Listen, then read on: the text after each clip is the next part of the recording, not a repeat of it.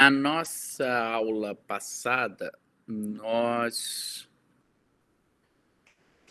terminamos de ver os princípios constitucionais e falamos sobre os sistemas probatórios.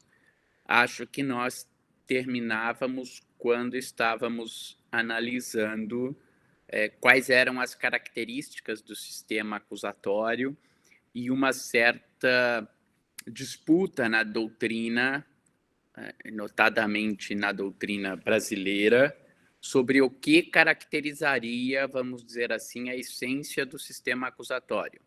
Se o sistema acusatório é caracterizado, em sua essência, pela separação das funções de acusar, julgar e defender, o que não existia num modelo inquisitório, em que essas três funções eram concentradas nas mãos do inquisidor, ou se, diante do papel central que o tema da verdade joga no processo penal e, portanto, das provas, se o que caracteriza o sistema é a gestão da prova. E, segundo alguns, numa visão que me parece bastante radical, se o juiz tiver qualquer espécie de poder instrutório, isso é, poder para determinar a produção de prova ex officio, isso desnatura o sistema, isso compromete a imparcialidade desse julgador e, portanto, nós estamos diante de um modelo ou de um sistema inquisitório. Acho que foi nesse ponto que paramos. Eu só gostaria de fazer uma advertência, eu coloquei depois no Moodle os slides dessa parte sobre sistemas, e eu termino com o último slide falando de processo penal e de justiça negocial, dos vários acordos sobre pena, né? Tudo isso que nós vimos e falamos nesse primeiro capítulo, desses princípios que caracterizam a persecução penal, desses princípios que juntos compõem o devido processo legal, ou como até falam alguns numa expressão que me parece até bastante adequada, um devido processo penal, né, que seriam as projeções dessas características constitucionais com as especificidades do processo penal. Então, por exemplo, incluindo aí a presunção de inocência, que é uma garantia típica do processo penal, o direito ao silêncio ou à não autoincriminação, que é outra característica específica do processo penal, o direito de não ser preso, senão por ordem escrita e fundamentada de autoridade judiciária competente e outras especificidades do processo penal. Isso é muito típico ou tradicional de um processo penal com partes antagônicas, um processo penal com partes que se confrontam, com tese e antítese. A ideia de uma justiça negocial não é de partes em confronto, uma diante da outra, uma frente à outra, uma frente à outra, mas caminhando em sentidos contrários, se confrontando, mas sim de partes que estão buscando um acordo, partes que estão visando concordar sobre uma solução. Então, o processo negocial, ele se destina a solucionar conflitos, ele se destina a resolver um problema, uma instabilidade social, mas ele não tem por objetivo necessariamente aplicar de uma maneira justa e legítima o poder de punir estatal. Muitas vezes, esse acordo que envolve concessões recíprocas visa buscar uma solução boa para ambas as partes. Não necessariamente a melhor solução, e muito menos a solução que seja aquela mais justa. Digo a vocês agora, falando um pouco com experiência de advogado, em inúmeros casos, em transações penais, por exemplo, eu já tive clientes que se consideravam inocentes, que diziam que não haviam cometido crime algum, e que estavam se considerando injustiçados por terem que comparecer a uma audiência preliminar. E quando eu explicava as características da transação penal, que não haveria processo, que ele não perderia a primariedade, que aquilo implicaria o pagamento de uma multa, que aquilo não constaria da sua certidão de antecedentes criminais, ele acabava aceitando esta transação para, entre aspas, se livrar de um processo. Do lado do Ministério Público, imagino eu que o Ministério Público estivesse pensando, com isso, essa pessoa que provavelmente é autora de um crime de menor potencial ofensivo vai acabar sofrendo alguma consequência pelo que eu não tenho certeza, mas acho que ela fez.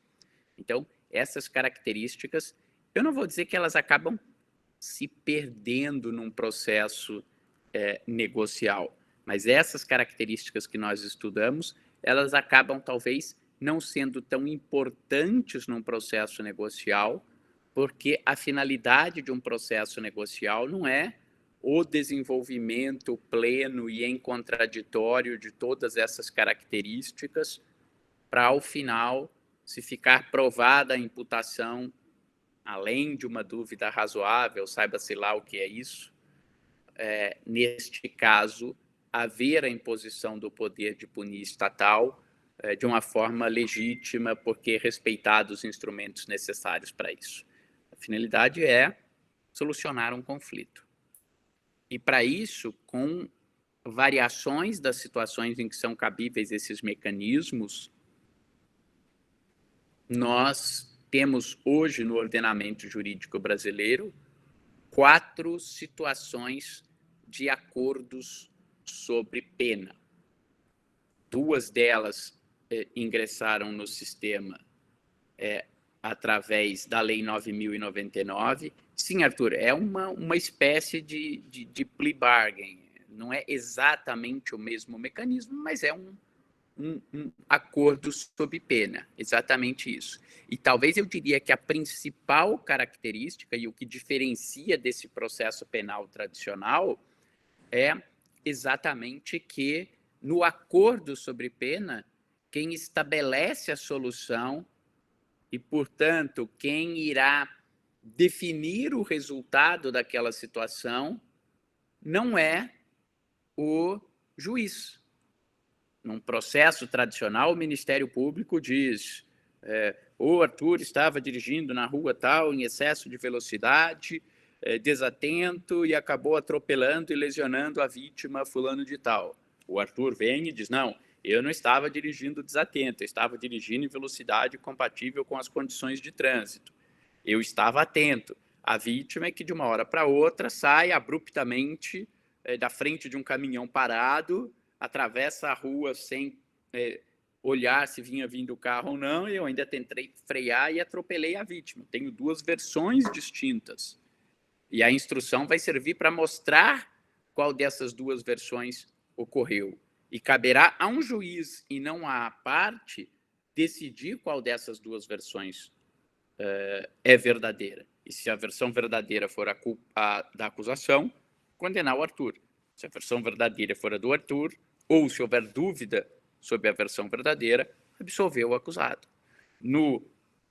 Na barganha, no acordo sob pena, quem vai, entre aspas, definir o que aconteceu, embora não precise necessariamente definir, muito menos importante do que definir os fatos é estabelecer as consequências, quais serão as penas. Quem estabelece isso?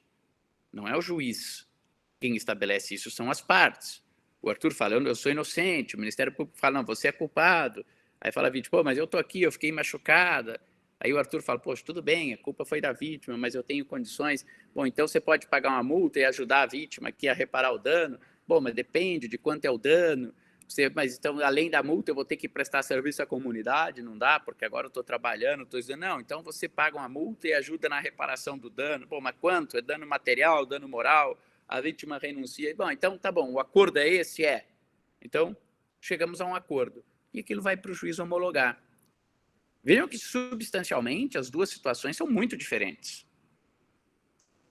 Numa funciona o papel de um terceiro, uma heteronormativa solução. É um juiz que vai adjudicar a solução da controvérsia, com o auxílio das partes, representando uma dialética, tese, antítese, prova e contraprova. Mas quem diz o direito, jurisdição, é o juiz. Na barganha ou no acordo sob pena, os 4 institutos que nós temos, transação penal, suspensão condicional do processo, acordo de não persecução penal, em alguma modalidade, a própria colaboração premiada, que envolve uma espécie de acordo, a colaboração premiada menos, se ela funcionar corretamente, mas nas outras 3 situações, quem estabelece as consequências do fato não é o juiz, são as partes. O juiz tem um papel meramente homologatório daquele acordo, né? A homologação é um selo, é um invólucro que garante a validade do acordo. Mas quem define o conteúdo do acordo não é o juiz, são as partes, de acordo com as suas conveniências, com as concessões recíprocas, com as pretensões iniciais, as resistências iniciais, a diminuição da pretensão, o abrandamento da resistência, né?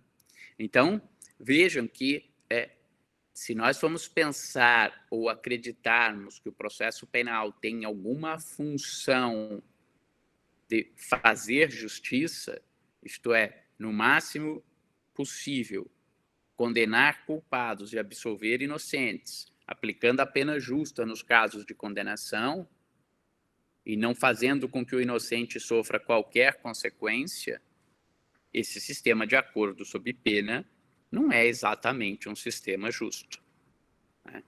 E a gente poderia pensar, mas é que no Brasil a transação penal só cabe para infração de menor potencial ofensivo e a consequência só pode ser uma multa ou restrição de direitos. A suspensão condicional do processo cabe para as infrações médias e o legislador chama aquilo que eu vou cumprir eufemisticamente de condições, como chama também de condições no acordo de não persecução penal, mas substancialmente são penas restritivas de direito à identidade de conteúdo, mudança só de rótulo. Nestas situações, as consequências ainda são menos graves, mas nos Estados Unidos eu tenho um acordo sobre pena de prisão perpétua. E a prova provada de que o sistema não faz justiça, né, é que o Innocence Project já revelou dezenas de casos de pessoas que aceitaram o acordo sob pena, aceitaram como consequência desse acordo sob pena cumprir uma pena de prisão perpétua, quando depois exames de DNA demonstraram a inocência daquela pessoa.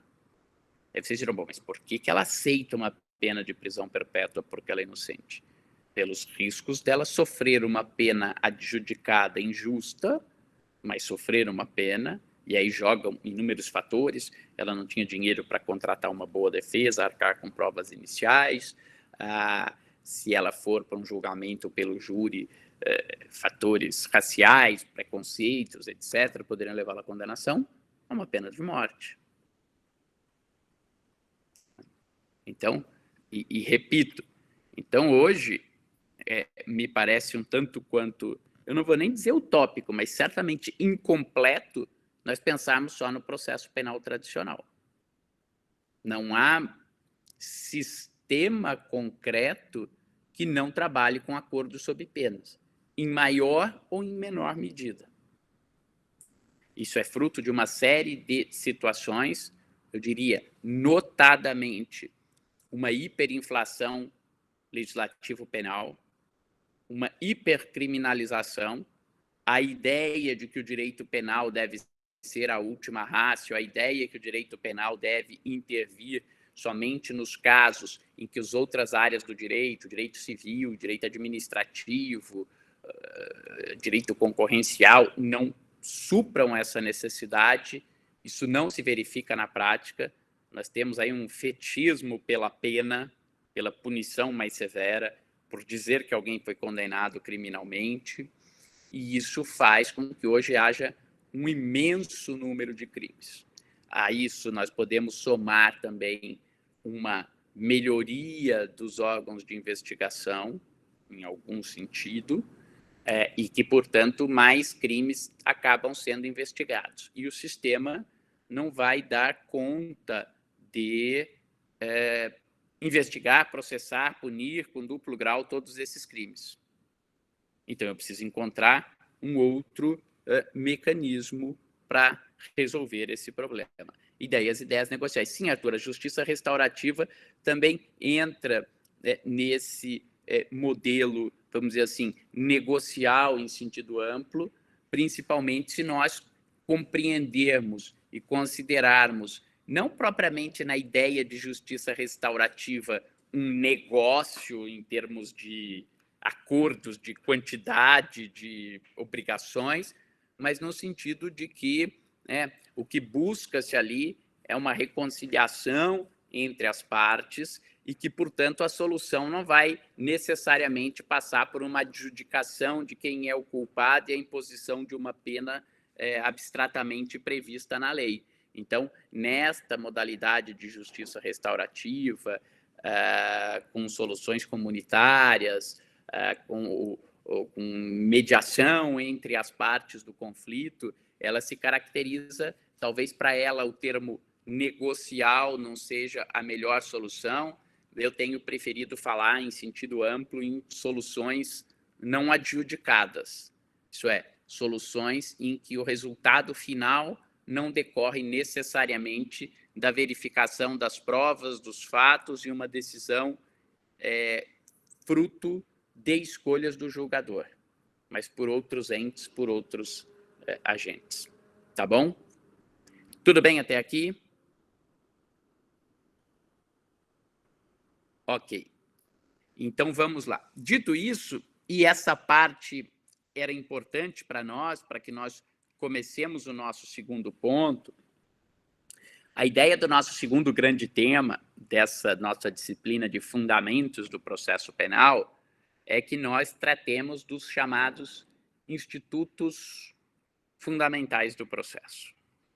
E quando nós falamos em institutos fundamentais do processo, a ideia é que tudo que nós tratemos no processo possa se reportar a um desses 4 institutos.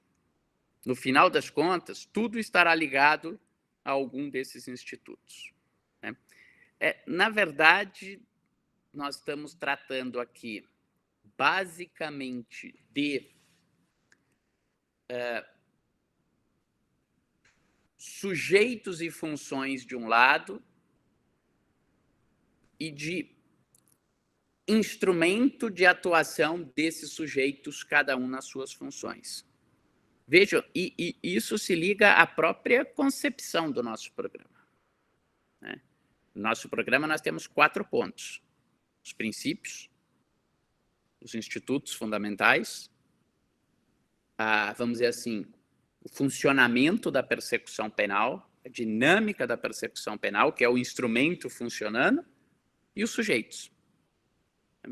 Eu tenho dito que, basicamente, um sistema processual, um código processual, e nós estamos agora numa discussão grande sobre a reforma do nosso Código de Processo Penal, ele deve começar exatamente assim, definindo princípios, definindo quais são os sujeitos e seus papéis, portanto, os sujeitos e funções, e aí, por último, a disciplina do funcionamento concreto do processo, isso é, desse instrumento, ela deflui quase que naturalmente. Se eu tiver uma divisão ou uma definição clara de sujeitos e seus papéis, eu sei quem são os atores, quais são os poderes, quais são as restrições para a atuação de cada um desses atores. E depois eu preciso só entre aspas, como se fosse simples, mas preciso o quê para completar esse sistema? Definir um instrumento através do qual esses atores vão exercer os seus papéis. Então, quando nós falamos em institutos fundamentais, nós estamos falando, vamos falar jurisdição, na ordem do programa está jurisdição, processo, ação e defesa. Mas, teoricamente, talvez seria até mais interessante nós pensarmos em jurisdição, ação e defesa, e, por último, o processo. Ou seja, eu estou definindo as funções e os seus atores, jurisdição, o papel que o juiz exerce no processo penal, ação e defesa, o papel do acusador e do acusado, Ministério Público como regra e vítima através da ação penal privada como exceção, e, na outra ponta, né, o acusado, sempre amparado pelo seu defensor. Né? Então, uma pretensão pela acusação, normalmente uma resistência pelo defensor, um confronto, e um juiz que irá exercer a síntese. Um diz o direito, o outro exerce a pretensão, o outro pode resistir a essa pretensão. E esses três atores vão atuar através de um instrumento chamado processo. Então, quando eu defino, por exemplo, se nós formos pensar num Código de Processo Penal, quem pode ser juiz, até no júri, como que eu sorteio, quem que pode ser o jurado. É claro que parte das características do que é juiz pertence à organização judiciária e não propriamente aos códigos de processo, até porque isso serve para qualquer função jurisdicional, mas eu vou definir quais são os poderes do juiz. Por exemplo, o juiz tem poderes ou não para produzir prova de ofício? Eu vou definir quais são as hipóteses de impedimento, de suspeição do juiz para garantir que o juiz seja imparcial. Eu vou definir qual é a estrutura dos atos praticados pelo juiz, que as decisões têm que ser motivadas, qual o conteúdo da sentença, quando a sentença é condenatória, quando que a sentença é absolutória. Eu estou definindo o exercício da função jurisdicional. Eu vou definir os poderes e vou definir o exercício da função do exercício do direito de ação. Quem exerce a ação? É só o Ministério Público. O juiz não pode exercer ação. Antigamente ele exercia no Código de Processo Penal. Havia uma certa simbiose entre juiz e acusado. Entre juiz e acusador. É o Ministério Público o titular da ação penal. Bom, até pensando na dinâmica, o Ministério Público tem ou não tem poderes de investigação? Um tema aí que é discutido muito. Tem por quê? Porque se ele tem o direito à prova depois, ele tem que ter o direito de investigar fontes de prova. O Ministério Público, quais são os poderes que o Ministério Público vai ter? Quais são as formas de atuação do Ministério Público? Quais são o papel do Ministério Público? Ele é só acusador? Ele é fiscal da lei? Ele pode pedir absolvição no final do processo? Depois eu vou definir o papel do acusado. O acusado é um sujeito de direitos. Ele não tem o dever de colaborar com a prestação jurisdicional. Por isso ele pode permanecer calado. Ele não é obrigado a produzir prova contra si mesmo. O acusado fala por si no seu interrogatório, mas fala também através de um defensor, porque eu preciso assegurar uma paridade de armas. Quais são os poderes do defensor? Nenhum acusado pode ser processado sem defensor. Como que o acusado exerce a sua defesa? Por si ou por seu defensor? Quais são os seus poderes? Ele pode recorrer, ele pode requerer provas. Então, eu defino jurisdição, ação e defesa. Quem são os sujeitos? Qual o conteúdo dessa atividade? Quais os poderes, quais as limitações para o exercício do conteúdo de cada uma dessas atividades? E depois eu defino um canal de atuação, o processo. Eu estabeleço cada um dos atos processuais separadamente, como eu chamo, numa visão estática do processo. Qual que é o conteúdo da denúncia? Isso nós vamos estudar na sequência do nosso curso.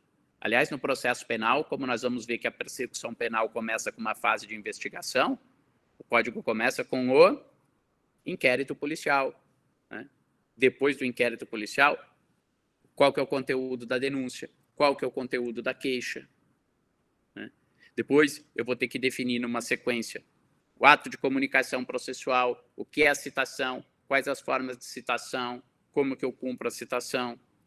Depois, com variantes procedimentais, mas eu vou definir a resposta do réu, o que ele faz através da resposta, o que ele faz através de exceção, quais as matérias que ele argue numa ou outra. Ele argue oralmente, ele argue por escrito. Depois eu tenho toda uma definição de casos em que o juiz recebe a denúncia, casos em que o juiz rejeita a denúncia, casos em que o juiz absolve sumariamente, se precisar da instrução, como que se dá a instrução, é numa audiência, quem pergunta primeiro para a testemunha, quem pergunta depois para a testemunha, a audiência é una, a audiência pode ser fracionada, quando que ela pode ser fracionada, como que acaba a audiência, qual a sequência de atos na audiência, alegações finais do Ministério Público, alegações finais do réu, prazo, conteúdo, sentença do juiz, ela é oral, ela é escrita, direito de recorrer, quem pode recorrer, como que se dá o recurso, é por escrito, é oral, como que são as razões, quais os limites do recurso quando sobe para o tribunal, depois quando chega no tribunal vou definir de novo o quê? Função jurisdicional em segundo grau, como que eu julgo. Ou seja, tudo o que nós temos na disciplina do processo, talvez uma definição menos técnica e mais conteudística, nós poderíamos dizer que o que é o direito processual? É o conjunto de normas que disciplina, ou melhor, o conjunto de normas que disciplinam o exercício da jurisdição pelo juiz, o exercício da acusação pelo Ministério Público e, excepcionalmente, pela vítima do crime, o exercício da defesa pelo acusado e por seu defensor, tudo isso através do processo. Então, quando a gente fala em institutos fundamentais, a ideia é que tudo que existe dentro do direito processual se remeta a esses 4 institutos. Tudo bem até aqui? Ok? Então, vamos lá. Vamos começar pela jurisdição, e a nossa ideia aqui em fundamentos, e já que nós estamos tratando de fundamentos do processo penal, é mais passar a vocês características fundamentais desses institutos no processo penal.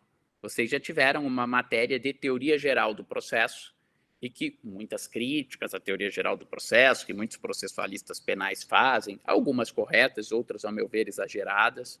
Em muitos casos, o problema, ao meu ver, não está numa teoria geral, isto é, num tratamento teórico conjunto entre os elementos comuns do processo penal e do processo civil, mas num mau emprego de elementos de processo civil que são específicos do processo civil, sendo transportados erroneamente para o processo penal.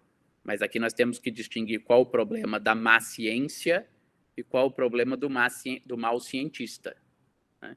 Eu posso ter uma ciência má porque é baseada em conteúdo em princípios errados. Esse é um problema da ciência.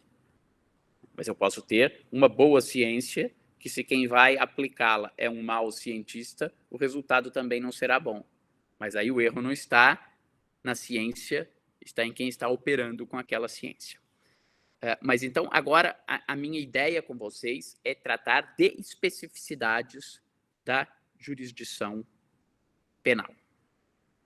Vocês viram discussões sobre características da jurisdição, seja em termos de separação da jurisdição das outras funções clássicas do Estado, né?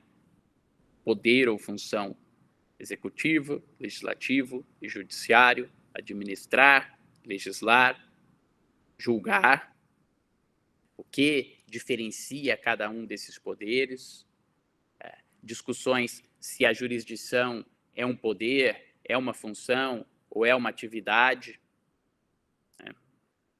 Como se não pudesse ser essas coisas ao mesmo tempo, né? Às vezes é uma questão de ângulo, de ponto de vista. Seria como se eu falasse o que é o ser humano. O ser humano é um ser racional ou o ser humano é um conjunto de átomos? Bom, dependendo do ângulo que você olha, eu posso dizer o ser humano é um ser racional, mas dependendo do outro ângulo que eu olho, sim, ele é um conjunto de átomos. Não quer dizer que só possa ser uma coisa e não ser a outra. Mas, vamos dizer, o que tradicionalmente se coloca como característica da jurisdição, e entre nós é bastante aceito, são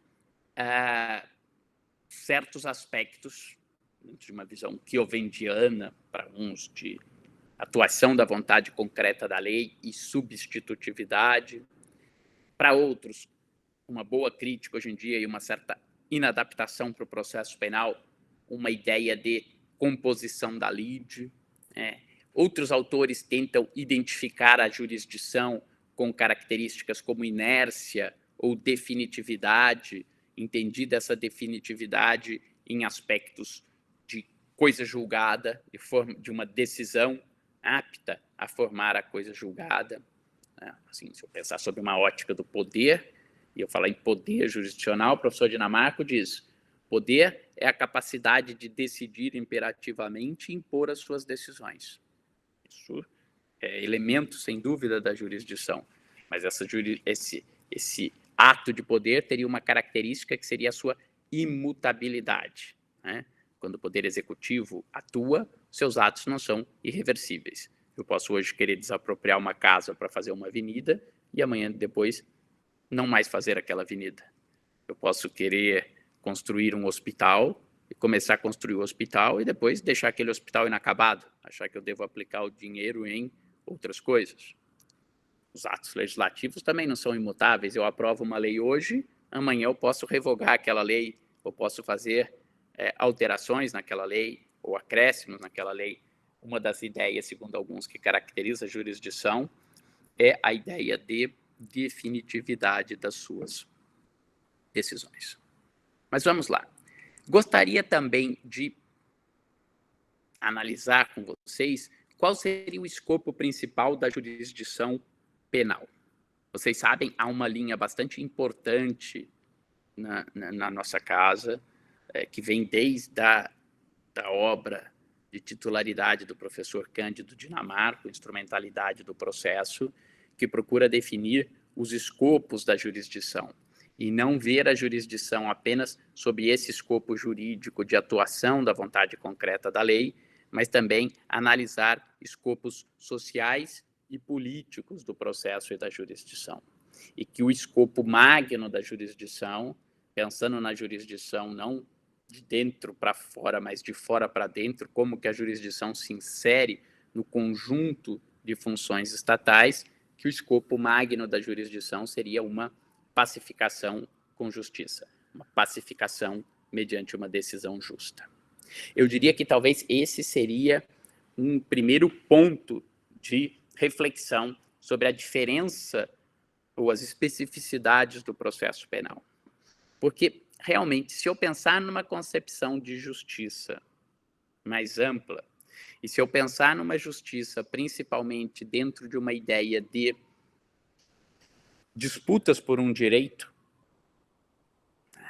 ao se decidir imperativamente pelo Poder Judiciário, eu acabo pacificando, eu acabo eliminando aquele conflito de interesse. Nós pensarmos numa definição carnelutiana, e que a ideia de lide é uma ideia de síntese, Carnelutti começa com uma noção de interesse, uma noção, diria até, fundada numa visão econômica, no sentido de que as necessidades humanas são ilimitadas e os bens aptos à satisfação das necessidades humanas são limitados. Então, Carnelutti dizia, interesse é tudo aquilo que é apto a satisfazer uma necessidade humana. Então, eu tenho interesse. Se você virar e falar assim, quem tem interesse nesse celular? Eu tenho. Ah, mas o Alexander também tem. Por quê? Porque os dois querem fazer uma ligação. Então, tem um conflito de interesse entre nós.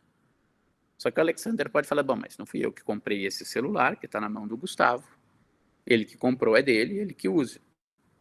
Ah, mas o Gustavo tem 3 celulares e o Alexander não tem nenhum. Sorte do Gustavo, o problema do Alexander, se eu for egoísta.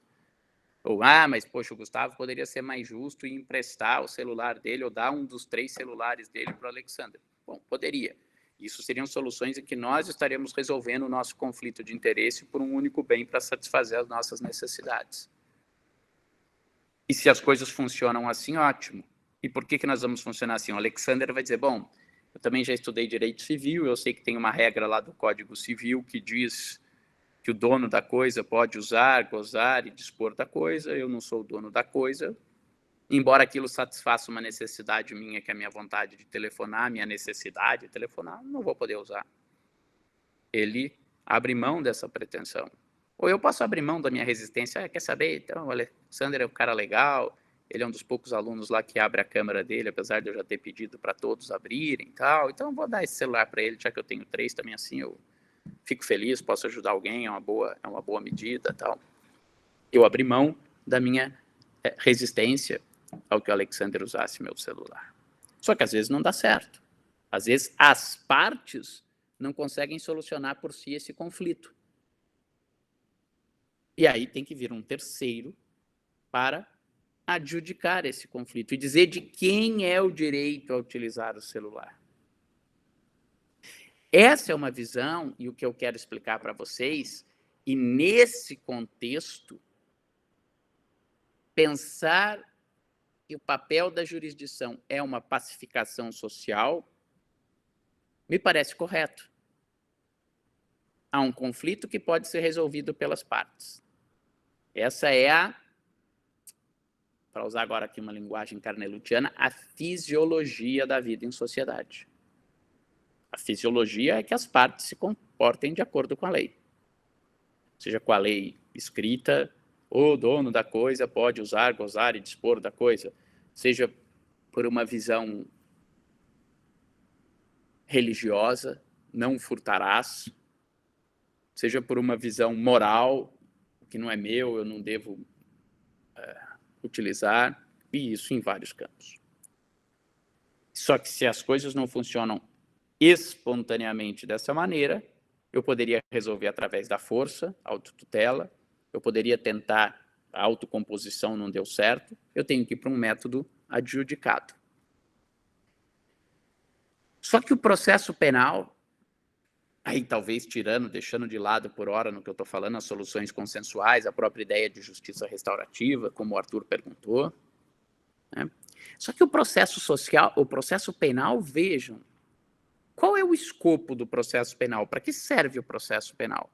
A mim parece um pouco fora da realidade dizer que o escopo do processo penal é pacificar. Uma pessoa mata a outra, nega que matou, tem processo, produção de prova, o Ministério Público diz que foi ela diz que não foi ela, ou ela diz que ela matou, mas ela matou em legítima defesa, o Ministério Público diz que não é em legítima defesa, aí eu vou produzir provas, tal, e no final o juiz vai lá e condena. Ou vai lá e absolve. Isso pacifica? Isso traz aquela vida de volta? Isso resolve aquele problema? Né? Não me parece que efetivamente o exercício do processo penal tenha por escopo a pacificação.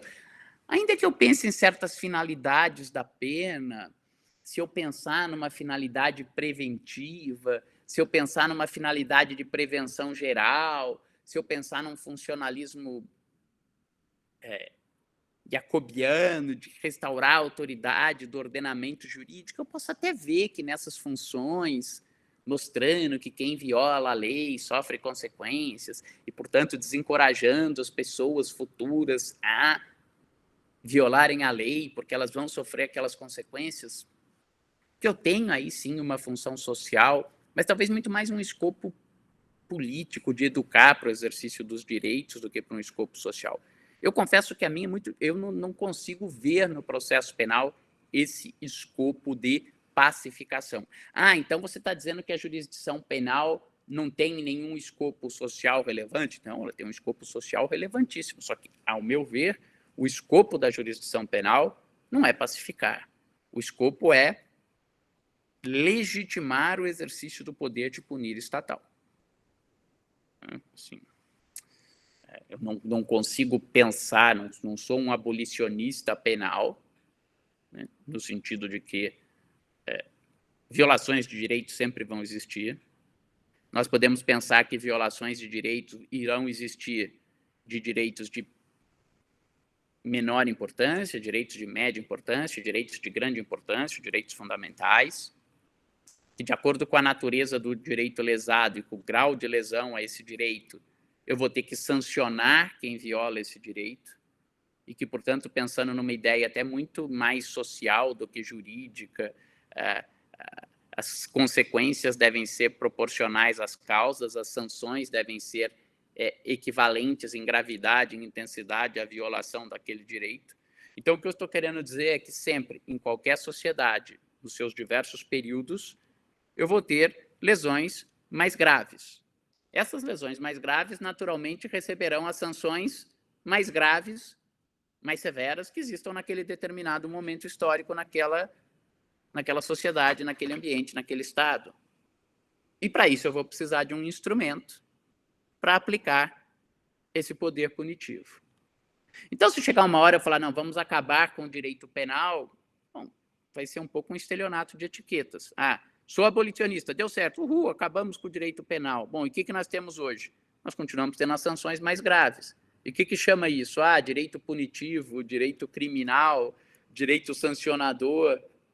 No final das contas, a gente vai ter as sanções mais graves. Eu sou um abolicionista da pena de prisão. Bom, eu posso concordar. A prisão não serve, não reeduca, não ressocializa. Mas o direito penal nunca vai acabar. E sim, o Estado precisa punir. E parece que um Estado em que governe a impunidade é um Estado que disciplina uma sociedade fadada ao insucesso. Eu não terei nenhum estímulo em cumprir regras que são fundamentais para o convívio social. Então, o Estado precisa punir. O Estado se autolimitou e disse, eu não quero punir de qualquer forma, a qualquer custo ou a qualquer preço. Vejam, se vocês passarem num sinal vermelho, pensem numa sanção administrativa. Tiver um radar fotográfico lá. Hoje em dia, eu diria que eu não preciso nem de um ser humano para que nós sejamos punidos. Estão de acordo?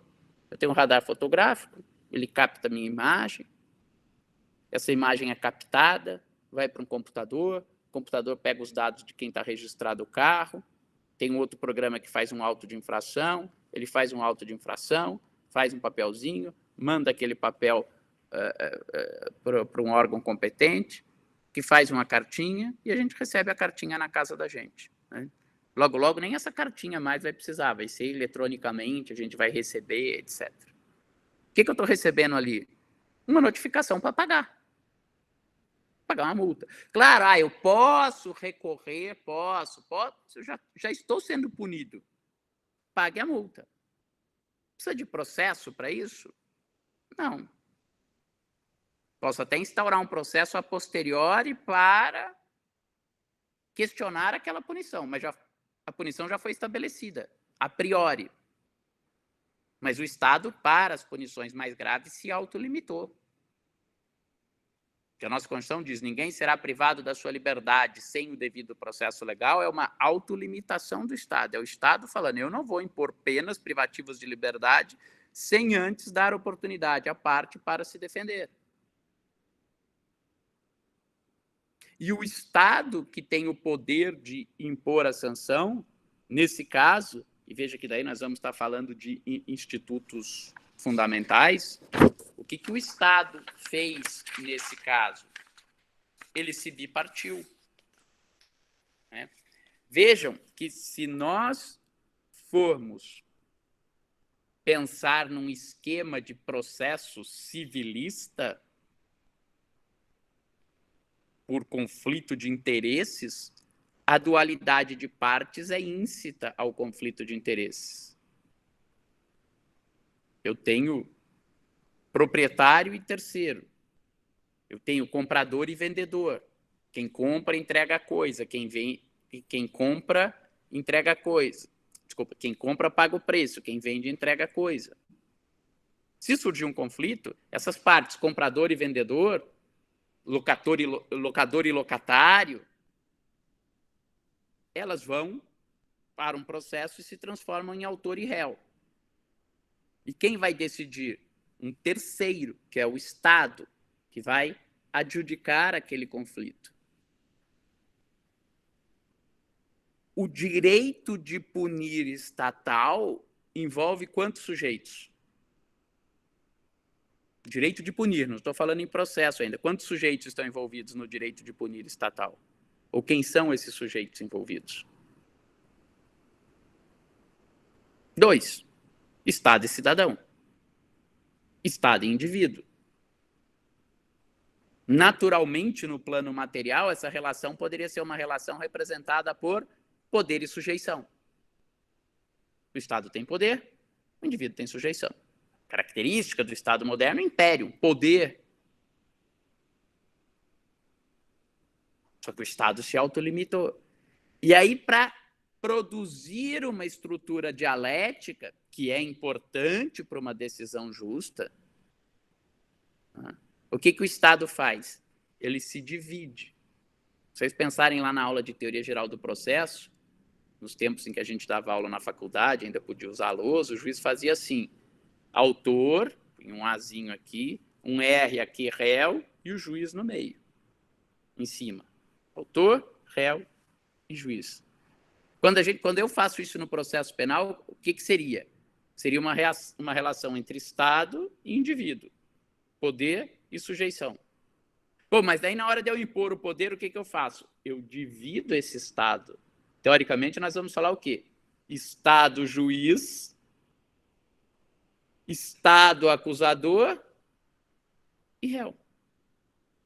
Aquela situação que é uma situação bilateral, Estado e indivíduo, eu crio artificialmente um Estado acusador para permitir o funcionamento dessa estrutura dialética. Então, vejam que Carnelucci tem razão quando ele fala que o Ministério Público é uma parte artificial, é uma parte fabricada. Por quê? Se nós entendermos que o Estado envolve solução, se o processo envolve solução de uma lide, de uma controvérsia, de um caso penal, o nome ainda não é tão importante para a gente. Se eu pensar que há já te dou a palavra, Henrique, só para concluir, que há um conflito de interesses, a dialética é um bom método de conhecimento. Tese e antítese, eu tenho confronto entre tese e antítese, principalmente se elas são de mesma intensidade, eu extraio uma síntese de melhor qualidade. A professora Ada Pellegrini Grinover dizia com muito acerto que as partes, se uma perante a outra são antagonistas, tese e antítese, prova e contraprova, argumentar contra argumentar, as duas perante o juiz são colaboradores necessários. Porque na medida em que eu tenho um confronto entre tese e antítese, eu extraio uma síntese de melhor qualidade. Pois não, Henrique? Professor, queria saber se tem nessa teoria alguma questão, porque quando coloca que é um Estado contra o indivíduo, eu acho que, assim, em abstrato, isso para mim, pelo menos, gera muitas complicações, porque eu vejo muitos casos em que, na verdade, eu penso que é o oposto, né? Eu imagino que se você for pegar um grande processo contra sei lá, um político muito poderoso ou contra um grande empresário, eu acho que, assim, pobre do promotor que está ali encarando. O ponto é essa discrepância de poder que existe entre as partes, eu não vejo algo como fixo, assim. Não é sempre que eu vou ter uma pessoa muito pobre, uma pessoa hipossuficiente, que está ali contra. E até, eu não sei até que ponto isso é de fato esse aparato estatal agitante, ou se não são muito mais aquelas poucas, não sei, se as próprias divisões de funções dentre os órgãos ali, né, responsáveis por fazer a persecução, fazer a acusação, enfim. Se eles não. Enfim, se é realmente esse Estado todo que está ali, ou se é outro cara. Porque eu acho que eu entendo que, em abstrato, muitas situações serão assim. Talvez até a maioria. Mas eu acho que em muitos crimes, essa situação meio que se inverte, assim. Eu acho, Henrique, que o que você está falando tem uma certa lógica do ponto de vista de uma dinâmica concreta de exercício de poder. Se nós pensarmos abstratamente, nunca o poder de um indivíduo vai ser maior que o poder de um Estado. Né? Limitações que o próprio Estado tenha para o exercício do poder pode levar a isso. Agora, eu posso te dizer que isso é uma deturpação do que aparece na mídia, porque se nós formos pensar em 95%, 98% dos casos da justiça penal, é o Estado contra o acusado pobre da classe E e D, que sofre uma persecução penal por tráfico de drogas, sofre uma persecução penal por roubo, sofre uma persecução penal por furto. Veja, vou te dar um dado. Há pouco tempo atrás, esse dado era de poucos anos, portanto, não sei se hoje mudou. 85% dos advogados de São Paulo viviam da assistência judiciária porque não havia defensoria pública, antes da defensoria pública ser instituída. Então, tinha um convênio, ou seja, defendiam pessoas que não tinham condição de prover o seu próprio advogado. Então, é claro que quando a gente pensa na mídia, o Joesley é réu, o Flávio Bolsonaro é réu, o não sei quem é réu, você pensa, pô, o cara tem um é um super empresário, pode contratar 50 pareceres de quem ele quiser para atuar no processo, pode ter 3, 4, 5, 10 bancas de advocacia, todos os melhores advogados, um para atuar no Supremo, um para atuar no STJ, um para atuar em primeiro grau, budget ilimitado para contratar o que ele quiser, preciso de cooperação judiciária, vamos contratar o melhor advogado da Suíça, do não sei o quê. O outro é um super poderoso economicamente, tem influência política, a PF não vai tão contra ele. Ok, mas isso é a exceção da exceção da exceção. Esse desequilíbrio estrutural, ele é muito raro, muito raro. Né? Não estou dizendo que ele não exista e não estou dizendo que nós não precisemos de mecanismos de compensação dessa situação. Sim, precisamos. Mas, assim, não dá para querer moldar o processo penal a partir dessa visão. Né? E vejam como, às vezes, as percepções são equivocadas. Aproveita a tua indagação para dar um exemplo. Vamos acabar com o foro por prerrogativa de função. O foro por prerrogativa de função é um absurdo. Por quê? Porque todo mundo pensava assim, o bom juiz é o Sérgio Moro, um juiz inquebrantável, não sei o quê, e achava que acabando com o foro por prerrogativa da função ia acontecer o quê? Que nós íamos ter 8.000 Sérgio Moros em primeiro grau em todo o Brasil? Nós vemos causas importantes, as pressões que ministros do Supremo Tribunal Federal sofrem. Estão lá, vitaliciados, não depende mais nada para ninguém. Como diz o ministro Marco Aurélio, não se paga favor com a toga. Pode ser que até alguns se sintam em dívida com quem os indicou e queira decidir favoravelmente a quem se indicou, pelo menos se não para sempre, por um longo período, para dizer, agora paguei minha dívida com você. Isso não é um problema jurídico, é um problema de caráter. Tá? Mas se esses ministros sofrem pressões nessa situação, imagina o juiz de primeiro grau, não vitaliciado ainda, que acabou de passar no concurso, que depende para ser promovido de agradar o seu Tribunal de Justiça, que o seu Tribunal de Justiça depende de verba do governo estadual, ele vai processar o governador, o presidente do Tribunal de Justiça, o presidente da República. Então, veja que o que você está falando é certo. Eu acho que, em determinados casos, o foro por prerrogativa de função é a grande defesa para a independência do exercício da judicatura e, consequentemente, um mecanismo para a proteção da própria imparcialidade. A gente tem que pensar nisso. Né? Mas, certamente, na justiça criminal não é a regra. Está longe de ser a regra. Ok? Uma outra característica, e é interligada, e que diferencia muito a justiça criminal da justiça normal, em relação a essa primeira função, é que uma forma de ver a jurisdição, que está até um pouco ligada ao próprio nome da jurisdição, é que o papel da jurisdição, essa é a visão de que eu vendo, é o Estado substitutivamente, substituindo a parte, atuar à vontade concreta da lei. Vocês viram isso em TGP. Aqui, qual é a ideia? E como eu dizia, o normal é que o direito material, que é o direito que governa a nossa vida em sociedade, seja espontaneamente cumprido pelas partes. Né? Direito penal está lá, matar alguém, preceito incriminador, preceito sancionador, pena, reclusão de 6 a 20 anos, mas esse é o preceito. Né? A norma de conduta é não matar. Eu não posso matar. A norma de conduta do Código Civil é quem compra, entrega, quem compra paga o preço, quem vende entrega a coisa. A norma que rege o casamento há um dever de fidelidade entre os cônjuges. A norma que rege relações tributárias é se você está como sujeito de uma relação jurídica em que há um fato gerador, você tem que pagar aquele seu tributo devido. E se as pessoas, o empregador paga o salário, o empregado tem que cumprir determinadas situações, o empregado tem direito às férias, e se nós nos comportarmos na nossa vida em sociedade cumprindo as regras do direito material, os conflitos de interesse vão ser resolvidos naturalmente pelas partes. E eu não vou ter necessidade do processo. Num mundo ideal, numa sociedade ideal, existiria só direito material, não existiria direito processual.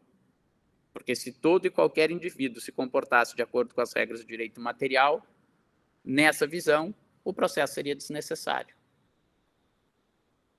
Mas, excepcionalmente, em determinados casos, o próprio legislador, diante da relevância do direito envolvido, das consequências envolvidas, tira das partes o poder de, primariamente, atuar as normas de direito material. E aí eu passo a ter os chamados processos necessários. Por quê? Porque, pela relevância do direito envolvido, a liberação da consequência jurídica de, na vida das pessoas, nós realizarmos concretamente uma situação prevista como hipótese de incidência de uma norma, deve ser necessariamente verificada pelo Estado. Então, se é para entregar o que comprou, o Estado não diz as partes só podem, quem comprou, entregar a coisa, quem comprou, pagar o preço, e quem vendeu, entregar a coisa, se houver um prévio processo. Isso é o nosso dia a dia. Agora, na pandemia, eu entro lá no Mercado Livre, quero comprar uma caneta de grifar. Eu pago, cartão de crédito, eles entregam, eu paguei, ele entregou a caneta, beleza. Quem comprou, pagou o preço, quem vendeu, entregou a coisa. Aí eu tenho uma regra semelhante a essa, de direito material, que rege a vida das pessoas, que diz o quê? Matar alguém, pena, reclusão de 6 a 20 anos, tá certo? O preceito de comportamento é não matar. Mas se eu mato, a consequência é pena, reclusão de 6 a 20 anos. Vocês já imaginaram um cidadão e o Estado aceitando isso, da mesma forma como eu comprei minha caneta e paguei, e o vendedor da caneta entregou minha caneta sem nenhum processo? A pessoa que mata a outra, ela faz o quê? Ela vai para a casa dela, faz a malinha dela, coloca lá cueca, camiseta, uma calça mais confortável, um casaco para o dia que faz frio, um chinelo. Chega lá, vai lá na porta do presídio, toque, toque, toque. O que foi? Não, eu vim aqui, eu matei um fulano. Como assim, você matou um fulano? Eu matei um fulano. O cara também era meio tranqueira, tal, ninguém gostava dele, ele também me provocava muito. Eu sou um cara bonzinho, não tenho antecedentes criminais, o cara era meio sangue ruim, então acho que dos 6 aos 20 anos, acho que uns 8 anos tá bom para mim. Então, outro dia eu comprei a caneta, paguei, o vendedor entregou a caneta, porque tinha uma regra lá do Código Civil que dizia assim, fizemos assim, deu tudo certo. Então, agora eu também matei alguém, eu estou vindo aqui para ficar preso durante 8 anos. Pode isso? Eu vou dizer não, por quê? Porque a relevância da liberdade, da punição envolvida é maior. Então, em determinadas matérias, isso não é exclusivo do direito penal, no direito civil há algumas situações assim de processos constitutivos necessários também, mas em determinadas matérias, o próprio legislador limita a autonomia da vontade dos sujeitos envolvidos. E, nesse caso, um dos sujeitos é o Estado para punir, e o outro é o cidadão. E ele diz, você só vai poder punir alguém se previamente o Estado verificar que aquela situação de fato aconteceu e o próprio Estado, através de um órgão imparcial, etc., que é o juiz, condenar uma pessoa. Então, vejam que ainda que haja uma concordância... Vamos esquecer processos negociais. Até 1995 não existia processo negocial entre nós. E aí vigorava, de uma maneira indefectível, um princípio que era nula pena sine judicio. Não há pena sem um prévio processo. A única forma de imposição de uma sanção penal era através de um prévio processo. Então, vejam que para o direito penal, para o exercício da jurisdição penal, essa que é uma característica, vamos dizer assim, da essência da jurisdição para os outros campos, não se verifica para o exercício do direito material, para o direito de punir. Por que Chiovenda dizia que a jurisdição ela é substitutiva? Porque quem deve atuar primariamente as partes devem se comportar de acordo com o direito material. E se as partes se comportam de acordo com o direito material, não há necessidade de processo, não há atuação jurisdicional. Quando as partes deixam de se comportar de acordo com as regras de direito material, o Estado, em regra, vedando a autotutela, diz: vocês não se comportaram de acordo com a norma? Não, então não é mais vocês que resolvem esse problema, agora sou eu. Eu vou substituir a vocês, partes. Vocês podiam resolver isso antes, sem processo, cumprindo as regras. Já que vocês não fizeram, agora faço eu. Vou me substituir a vocês. Para usar uma linguagem agora carnelutiana, já que havia um interesse que satisfazia aos dois. Havia uma regra de direito material indicando como esse conflito de interesses deveria ser resolvido. Já que vocês não resolveram esse conflito, há pretensão de um e resistência do outro sobre esse interesse, esse conflito de interesse está qualificado por uma pretensão resistida, eu tenho uma, lembra o nome que Carnelucci falava? Eu tenho uma lide. E o processo serve, aí Carnelucci dizia, para a justa composição da lide. Chiovenda diz, não, o processo serve para, substituindo as partes, atuar à vontade concreta da lei. Concreta porque é naquele caso concreto. A vontade da lei estava lá abstrata. Quem vende entrega a coisa, quem compra paga o preço. As partes se comportaram daquela maneira que a preceito abstrato dizia. Se elas não se comportaram dessa maneira, o Estado substitui as partes e é o Estado que vai atuar à vontade da lei naquele caso concreto. Dizer naquele caso concreto como que aquele preceito abstrato rege aquela situação concreta. Por isso que Chiovenda dizia, no processo eu tenho a atuação da vontade concreta da lei por uma atividade substitutiva do Estado.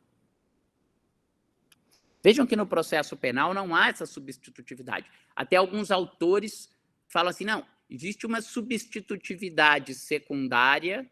Substitutividade normalmente é secundária, porque eu tinha uma atividade primária que não ocorreu, então eu vou substituir.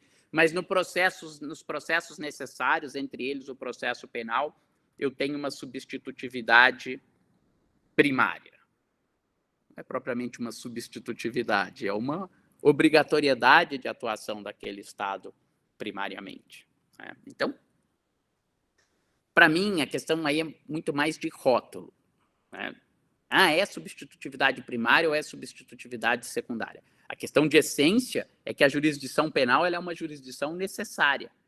No direito penal, a interação entre o direito material e o direito processual é muito mais intensa, porque eu só posso atuar o direito material através do processo. Sem processo, o direito penal não funciona. De novo, sempre deixando de lado as soluções consensuais. E é por isso que Carnelucci, que é a outra visão do que caracteriza a jurisdição, Carnelucci teve que ir adaptando o seu conceito de lide, chegou a ter 3 concepções diferentes de lide para tentar acomodar esse conceito ao processo penal. Por quê? Porque o processo penal prescinde de lide.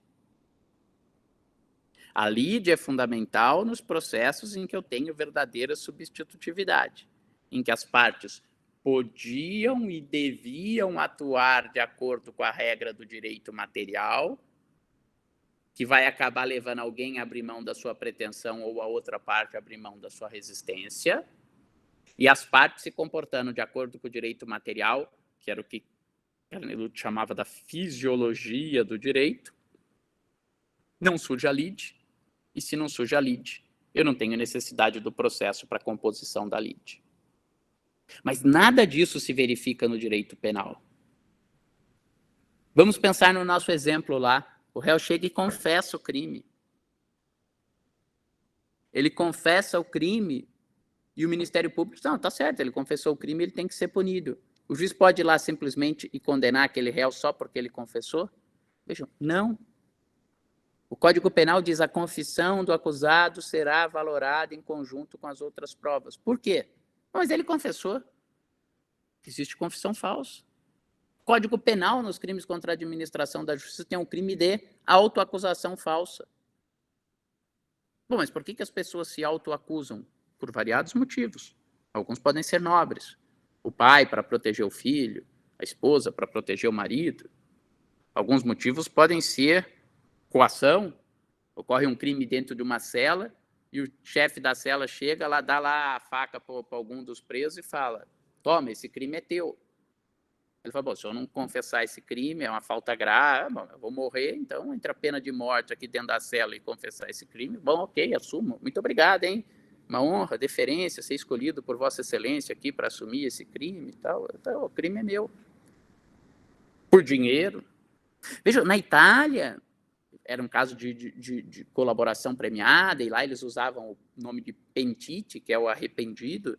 Teve um caso que ficou famoso, de um arrependido que confessou seu crime, imputou coparticipação a vários outros mafiosos, todos foram presos, e depois essa pessoa, né, reconheceu que aquela autoincriminação dela e a incriminação dos outros era falso, que na verdade ele confessou um crime para proteger o verdadeiro autor do crime dentro da organização criminosa. Então, o processo penal é sempre necessário. Então, talvez a grande característica da jurisdição penal é que o direito penal só atua através da jurisdição penal. Repito de novo, e sempre deixando de lado as hipóteses cada vez mais frequentes de justiça negocial.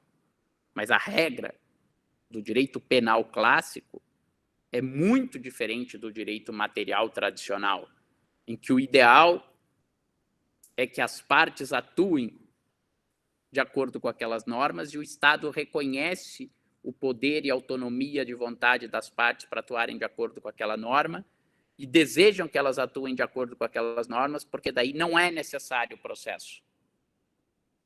No processo penal é o oposto. O Estado limita a autonomia da vontade das partes. Diz, mesmo que você, Ministério Público e acusado estejam de acordo, é só depois que eu, Estado juiz, verificar se essa imputação de fato existiu, independentemente da concordância ou não de vocês, é que eu, Estado juiz, vou condenar e eu, Estado juiz, vou impor a pena. Então, o funcionamento é o oposto. E justamente por isso, a ideia de lide não satisfaz o processo penal. Pode até haver. Pode até ser que o Ministério Público diga, foi você, e o réu diga, não sou eu. Mas isso não é necessário para que haja um processo penal, como é necessário que haja um processo civil. É contingente, é eventual, pode haver ou não, e o processo sempre existirá. Tá bom? Por outro lado, e aí vejam que não deixa de ser curioso, muitos autores veem como uma das características da jurisdição, e eu disse a vocês no começo, o caráter de definitividade, que as decisões finais daquele processo são definitivas e essa definitividade, estabilidade máxima da decisão, vem através de um instituto jurídico que é a coisa julgada. Já estudaram coisa julgada? Imutabilidade dos efeitos da sentença. É curioso, talvez depois que a gente entender a dinâmica processual, isso que eu vou falar fique mais fácil de vocês entenderem, mas no processo penal eu posso ter esse mesmo grau de estabilidade, e talvez não haveria por que tecnicamente não chamar de coisa julgada, embora seja uma certa contradição, porque muitas vezes não há julgado, ou há um julgado sumário do juiz. Eu tenho situações no processo penal que ficam acobertadas pela coisa julgada material, mesmo antes do processo, que pode parecer difícil. Já estudaram prescrição? Imaginem que alguém está sendo investigado. Lembram de quando começa a correr a prescrição penal? Da data do fato. Primeiro marco interruptivo da prescrição é o recebimento da denúncia. Portanto, eu preciso ter denúncia, inicio o processo, a denúncia é recebida. E se eu estou lá sendo investigado e entre a data do fato e aquele momento, mesmo que eu considere a pena máxima em abstrato daquele meu crime, né, já passou o prazo prescricional, o que eu faço? Eu faço uma petiçãozinha simples para o juiz, olha, excelência, estou sendo investigado aqui pelo crime tal, esse crime vem definido no artigo 100 e tanto do Código, a pena máxima aqui é de 5 anos, os crimes com pena máxima de 5 anos prescrevem em 12 anos, segundo o próprio inquérito, a data do fato foi 2008, abril de 2008, portanto, já passaram 12 anos, venho requerer que seja declarada extinta a punibilidade. Não tem denúncia, não tem nada. O que o juiz faz? Realmente está verificada a prescrição pela pena máxima em abstrato, ou o fulano diz, olha, aconteceu isso, já se passaram 6 anos e eu sou maior de 70 anos, então o prazo prescricional conta pela metade para mim, está aqui minha certidão de nascimento. E o juiz vai lá e diz, declaro extinta a punibilidade. Essa declaração de extinção da punibilidade faz coisa julgada material. Não, Alexander, essa não é a prescrição virtual. O que a gente chama de prescrição virtual é outra coisa. E hoje ela vai ser cada vez mais difícil de ser aplicada, porque o que acontece? Quando nós vamos calcular a prescrição da pretensão punitiva, em regra, eu pego a pena máxima combinada para o crime, a pena em abstrato, jogo lá na tabela do artigo 109, que estabelece prazos prescricionais de acordo com o máximo de pena, e vejo. Então, vamos lá. Vou dar um exemplo do que acontecia. Crime de sonegação fiscal. Pena 2 a 5 anos. Pena de 5 anos, prescreve em 12. Se eu tiver 12 anos, está extinta a punibilidade pela prescrição, e essa é a prescrição real, não é virtual. Só que o que às vezes acontecia? O réu estava lá e era acusado, o réu era primário, não tinha nenhum antecedente criminal, estava sendo acusado de sonegar 30 mil reais, ou se 20 mil, já diziam que era de... talvez não se aplicava por princípio da insignificância. Então, eu viro e falo, e entre a data do fato e o momento em que ele está sendo investigado, eu digo, já se passaram 9 anos. Está prescrito? Prescrição efetiva? Não. Para prescrição, eu precisaria de 12 anos.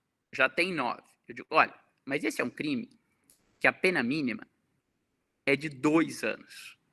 Se for aplicada a pena mínima, que é de 2 anos, a prescrição é em 4 anos. Nós já temos 9. Se não for aplicada a pena mínima e passar do mínimo, mas se a pena aplicada for de até 4 anos, bem próximo do máximo, vai prescrever em 8. Nós já temos 9 anos. Então, nada indica que minha pena vai ser superior a 4 anos. Ao contrário, tudo indica que minha pena vai ser inferior a 4 anos. Se minha pena em concreto for inferior a 4 anos, porque depois da sentença eu conto daí a pena em concreto e não a pena máxima, vai estar prescrito. Então, o que era a ideia da prescrição virtual? Não era que eu já declarasse a prescrição, mas eu dizia, esse processo não terá nenhuma utilidade ou eficácia. Por que eu vou denunciar alguém, citar, processar, instrução, lá para lá na frente? Se ele for condenado, ele vai ser condenado a 2,5, 3, e eu vou declarar extinta a punibilidade. Esse processo é inútil, portanto, ele não deve começar. E essa era a chamada prescrição virtual. Deu para entender? Mas a lei mudou e agora ela não permite mais, a partir de 2010, ela mudou, não permite mais que eu considere nesse lapso entre a data do fato e a data do recebimento da denúncia, a pena em concreto. Só agora a pena em abstrato. Então, essa discussão da prescrição virtual, no futuro, praticamente não vai existir. Mas é diferente, é isso que era a chamada prescrição virtual. Tudo bem? Mas, então, vejam que, depois, ao longo do curso, isso vai ficar mais claro, mas eu posso ter no processo penal hipóteses de coisa julgada antes do processo. Você imagine que o promotor começa a investigar um crime. O Ministério Público começa a investigar um crime. E, ao final do inquérito, eu concluo que aquilo era um mero ilícito civil. Não era crime. Me lembro uma vez que trabalhei num caso, era um fulano que estava sendo acusado de, vocês verem, né, como o tempo passa, vocês nem devem mais saber o que é isso, de estelionato, porque ele ia numas locadoras de fita VHS, obviamente vocês não sabem o que é isso, não fazem a menor ideia, né? Blockbuster, né? Blockbuster acho que já era CD na época, DVD. Ele ia lá, alugava aquelas fitas VHS, né, e depois ele vendia as fitas, não devolvia. E aí ele falou, não, ele foi ouvido, ele falou, não, eu ia devolver, mas é que eu esqueci, não sei o quê. Aí fizeram uma busca e apreensão na casa dele, ele sequer tinha videocassete. Aí falaram, tá vendo? Olha o dolo aí, ele nem tinha videocassete, então ele alugava as fitas, era para vender mesmo, não era para devolver. Então, ele deve ser denunciado por estelionato. Eu falei, tudo bem, então me dá o contrato de locação dele, quando ele assina lá com a locadora para dizer que ele podia alugar fitas e tal. E o contrato dizia que se você não devolvesse a fita em 30 dias, a locadora cobrava de você o valor integral de uma fita VHS nova.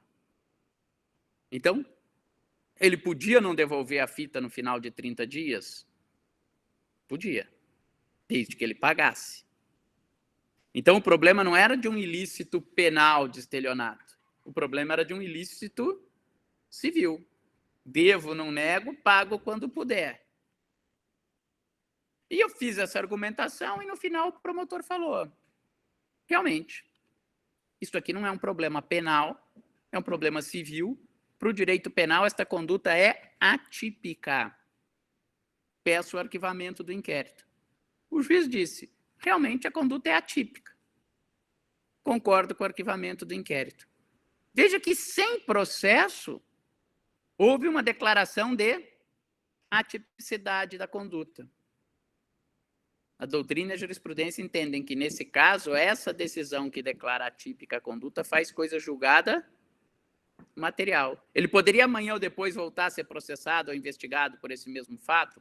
Não. Então, a jurisdição é um instituto fundamental para qualquer ramo processual,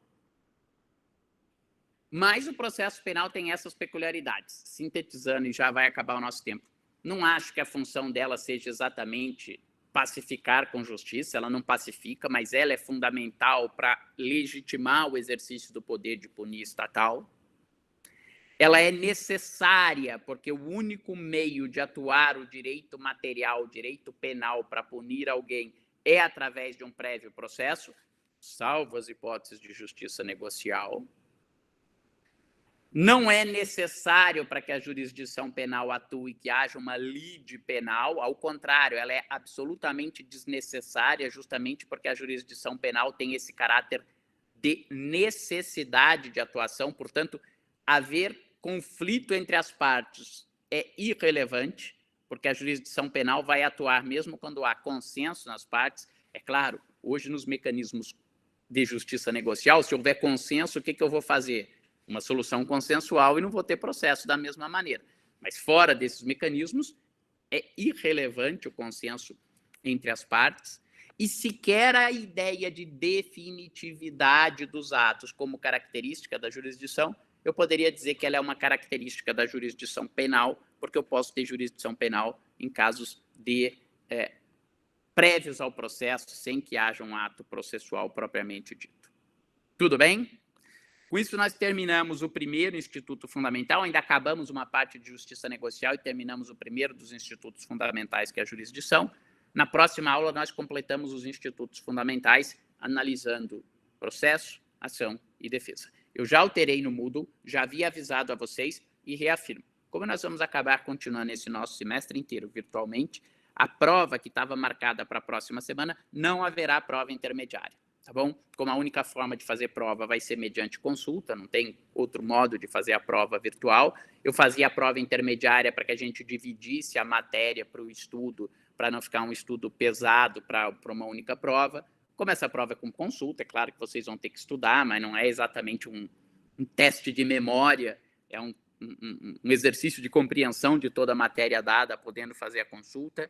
Então, nós não vamos ter essa prova intermediária e a avaliação vai ser o resultado só da prova final. Eu já mudei o nosso esquema de aulas no Moodle, então, na semana que vem, nós completamos os institutos fundamentais e não teremos essa prova intermediária. Tá bom?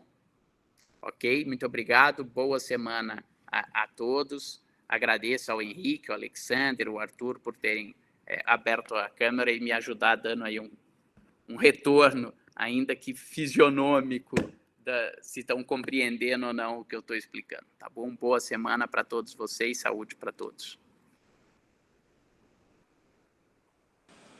Professor. Oi. Só uma coisa mais administrativa. Eu acho que o senhor colocou os slides da parte de sistemas processuais como de princípios. Então, acho que ainda não está disponível no mundo a... Eu coloquei ontem à noite o dos sistemas. Se não, mas eu vou ver. Se não tiver, eu corrijo. Não vou ver logo agora na sequência que eu dou aula de pós, mas se não tiver, já no começo da tarde tá colocado. Tá bom? Beleza. Obrigado, professor. Um abraço.